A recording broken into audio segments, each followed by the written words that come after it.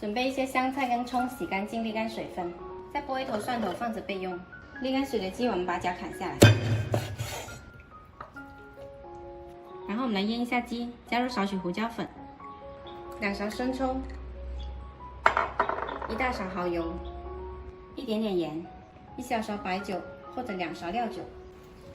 拿一个葱段来把酱料涂抹均匀，涂抹均匀后腌制1个小时。接着我们来把配料处理一下，蒜切成粒，香菜只要根部，葱切葱白部分，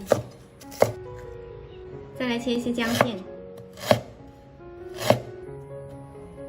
我们来热锅起油，把料头放进来炒香，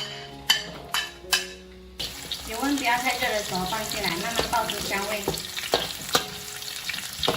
炒香了捞出来放着备用。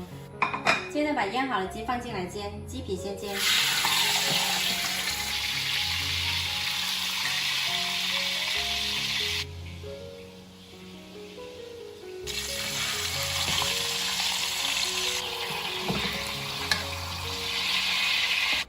煎到金黄了，放到盘里，把料头撒在鸡身上，腌鸡的料汁也淋上来，上锅大火蒸20分钟。好了，我们的鸡蒸熟了，可以出锅。稍微放凉了，我们再来斩件。